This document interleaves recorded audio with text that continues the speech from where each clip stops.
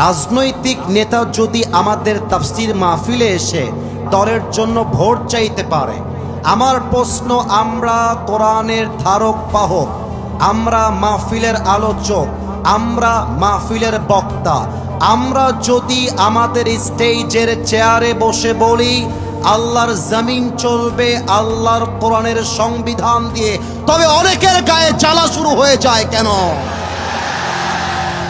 আপনি যদি আপনার দলের জন্য ভোট চাওয়ার পরে রাজনীতি না হয়ে যায়, আপনি যদি দলের জন্য ভোট চাওয়ার পরে কোনো বাধা আমরা না দেই, আমরা যদি বলি রাজনীতি যদি করতে হয় কোরআন দিয়ে করতে হবে, রাজনীতি যদি করতে হয় শরীয়তের আইন অনুযায়ী করতে হবে, এই কথা বললে আমাদেরকে বাধা দেওয়া হয় কেন?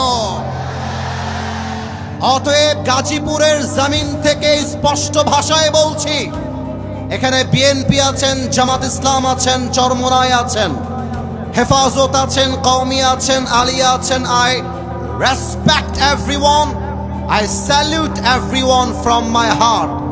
সবাইকে আমি আমার কলিজার থেকে সম্মান জানাই। তবে মাথায় রাখবেন, রাজনৈতিক চিন্তা আমাদের ভিন্ন হতে পারে, আমাদের ধর্ম কিন্তু এক, আমাদের নবী কিন্তু এক, আমাদের রব কিন্তু এক, আমাদের ধর্মীয় গ্রন্থ কিন্তু এক। অতএব হাতে হাত রাখেন, বুকে বুক মিলান, আগামীর বাংলাদেশ চলবে আল্লাহর কোরআনের সংবিধান দিয়ে। হাত তুলে বলো সবাই, ঠিক কিনা?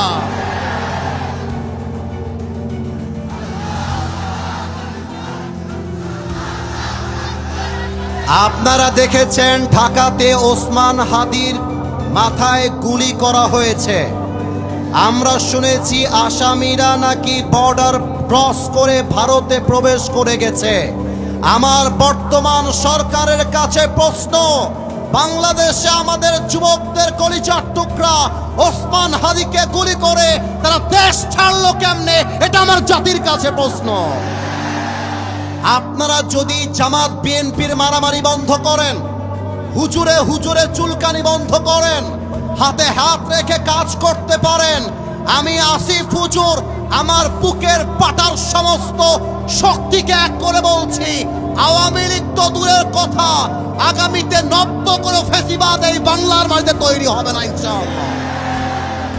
আলেম ওলামাদেরকে বলবো, আগামীতে ইসলামের দেশ গড়বার যে সুযোগ পেয়েছেন, আগামী 50 বছরে সেই সুযোগ আর আসবে না। অতএব কওমি আলিয়া ভুলে যান, জামাত ইসলাম চরমোনাই ভুলে যান, হাতে হাত রাখেন। আগামীর বাংলাদেশ ইসলামের বাংলাদেশ, আগামীর বাংলাদেশ আলেম ওলামার বাংলাদেশ, আগামীর বাংলাদেশ দাড়ি টুপিওয়ালাদের বাংলাদেশ, ঠিক কিনা বলে? আল্লাহ যেন সবাইকে কবুল করে, পড়ে সবাই আমিন।